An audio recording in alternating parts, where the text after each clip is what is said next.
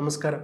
ബംഗാൾ രാഷ്ട്രീയം കലങ്ങി മറിയുകയാണ്. കാരണം പ്രധാനപ്പെട്ട ഒരു കാരണം തമിഴ്നാട്ടിൽ DMK ഇല്ലാണ്ടായ പോലെ ബംഗാളിലും മമതാ ബാനർജിയുടെ തൃണമൂൽ കോൺഗ്രസ് ഇല്ലാണ്ടായി എന്നുള്ളത് സത്യാവസ്ഥയാണ്. നമുക്കറിയാം 2016 വെറും 3 അക്കൗണ്ട് മാത്രമായിരുന്നു അന്ന് BJPക്ക് അവിടെ ഉണ്ടായിരുന്നത്. പിന്നീട് ആ സാധനം 2021 എത്തുമ്പോൾ 77 എന്നുള്ള ഒരു സംഖ്യയിലോട്ട് BJP എത്തുന്നു.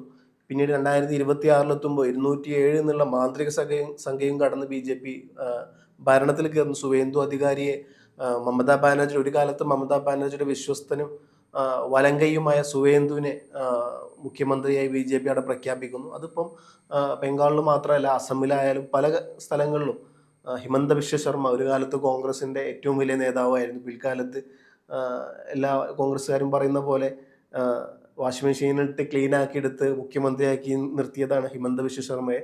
അതേപോലത്തെ മറ്റൊരു നേതാവായിട്ടാണ് സുവേന്ദു അധികാരി.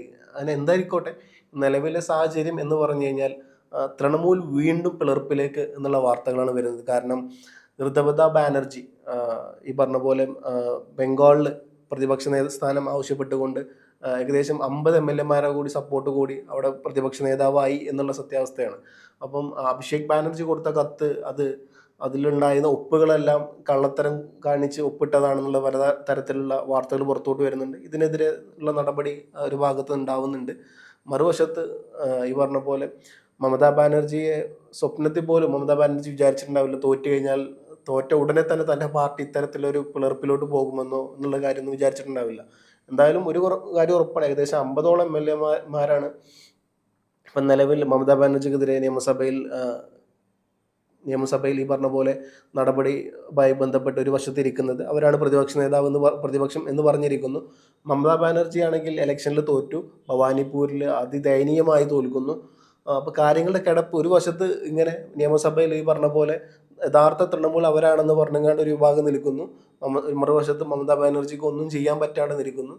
ഇത് MLA അവസ്ഥ. ഇനി MP അവസ്ഥ വരുമ്പോൾ ഏകദേശം 20ഓളം MP ഇന്ന് ഡൽഹിയിൽ എത്തിയിട്ടുണ്ട്. ഈ പറഞ്ഞ പോലെ തൃണമൂൽ കോൺഗ്രസിൻ്റെ MP അവർ BJPയിലോട്ട് ലയിക്കാൻ പോകുന്നു, അല്ലെങ്കിൽ ഈ പറഞ്ഞ പോലെ BJPയിലോട്ട് ചേരുന്നു എന്നുള്ള തരത്തിലുള്ള വാർത്തകൾ വരുന്നുണ്ട്. എന്തായാലും ഈ കാര്യങ്ങളുമായി ബന്ധപ്പെട്ട് ആ നിലവിൽ പോകുന്ന MP ചർച്ച ചെയ്യാൻ അഭിഷേക് ബാനർജി ഡൽഹിയിൽ എത്തിയിട്ടുണ്ട്. അദ്ദേഹത്തെ കാണാൻ BJP തൃണമൂൽ MP തയ്യാറായിട്ടില്ല എന്നുള്ള വാർത്തകളും പുറത്തോട്ട് വരുന്നുണ്ട്. ഇനി ഈ MP BJPയിലോട്ട് ചേരുന്നതിന് ആവശ്യകത ഉണ്ടോ എന്ന് ചോദിച്ചാൽ BJPയെ സംബന്ധിച്ചിടത്തോളം ഈ ഒരുപാട് കാര്യങ്ങൾ ഇപ്രാവശ്യം 2024 ജയിച്ചോപ്പം BJP ഒരുപാട് കാര്യങ്ങൾ മുമ്പോട്ട് വെച്ചിട്ടുണ്ടായിരുന്നു.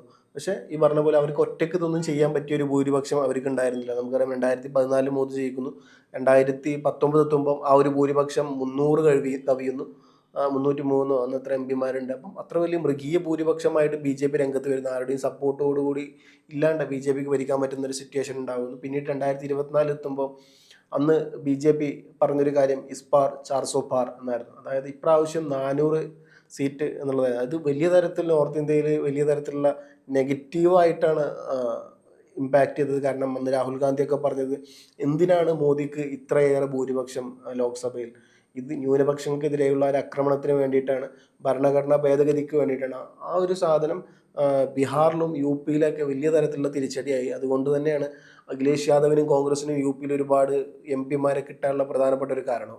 അതുകൊണ്ട് തന്നെ ഒരു കാര്യം വളരെ കൃത്യമാണ്, ഈ 20 MP BJPയിലോട്ട് പോയി കഴിഞ്ഞാൽ BJPക്ക് ഇനി ഡീലിമിറ്റേഷൻ ഭാഗവുമായി ബന്ധപ്പെട്ടോ വൺ നേഷൻ വൺ ഇലക്ഷൻ കാര്യവുമായി ബന്ധപ്പെട്ടോ യാതൊരുവിധ തടസ്സങ്ങളുമില്ലാതെ പോവാം. കാരണം മറുവശത്ത് പ്രതിപക്ഷം ഇന്ത്യ മുന്നണിയുടെ അവസ്ഥ അതിദയനീയമാണ്.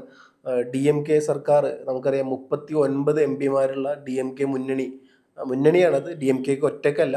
പക്ഷേ ഈ പറഞ്ഞ പോലെ DMK മുന്നണി, കോൺഗ്രസ് അടക്കമുള്ള, ലീഗ് അടക്കമുള്ള, CPM അടക്കമുള്ള, CPI അടക്കമുള്ള, മക്കൾ നീതിമയം അടക്കമുള്ള എല്ലാവരുടെയും സപ്പോർട്ടോട് കൂടിയാണ് DMK തമിഴ്നാട്ടിൽ 39 സീറ്റും തൂത്തുവാരിയത് ലോക്സഭാ ഇലക്ഷനിൽ. അപ്പം DMKൻ്റെ ഉള്ളിൽ വലിയ തരത്തിലുള്ള പിളർപ്പിലോട്ട് പോകുന്നുണ്ട്. കാരണം DMK ഇന്ത്യ മുന്നണിയുടെ ഭാഗ്യമല്ല എന്നുള്ളത് ഔദ്യോഗികമായിട്ട് ലോക്സഭയിൽ സ്പീക്കർക്ക് കത്തയച്ചിട്ടുണ്ട്. അപ്പം ഒരു കാര്യം വളരെ ക്രിസ്റ്റൽ ക്ലിയർ ആണ്, BJP ഇനി തങ്ങളുടെ അക്രമാദിത്യം ലോക്സഭയിൽ പൂർണ്ണമായും കാണിക്കും എന്നുള്ളത് വളരെ കൃത്യമാണ്. കാരണം അപ്പുറത്ത് പ്രതിപക്ഷം വീണ്ടും അതിദയനീയമായി തകർന്നിരിക്കുന്നു എന്നുള്ള സാധനമാണ്. കാരണം രാഹുൽ ഗാന്ധിയായിട്ട് പലതരത്തിലുള്ള വിയോജിപ്പുകൾ അഖിലേഷ് യാദവ് പ്രകടിപ്പിച്ചിട്ടുണ്ട്. അതേപോലെ തന്നെ JDUവിൻ്റെയും RJDയുടെ നേതാവ് പരസ്യമായി പറഞ്ഞിട്ടുണ്ട്. അതുമാത്രമല്ല തൃണമൂൽ കോൺഗ്രസിൻ്റെ മമതാ ബാനർജി ഈ കാര്യം പറഞ്ഞിട്ടുണ്ട്. അതുമാത്രമല്ല ഡൽഹിയിൽ കേജ്രിവാൾ മുന്നണി വിടാനുള്ള ഒരു പ്രധാനപ്പെട്ട കാര്യം രാഹുൽ ഗാന്ധി ഹരിയാന ഇലക്ഷനിൽ സീറ്റ് കൊടുക്കാത്തതിൻ്റെ ഭാഗമായിട്ടൊക്കെയാണ്.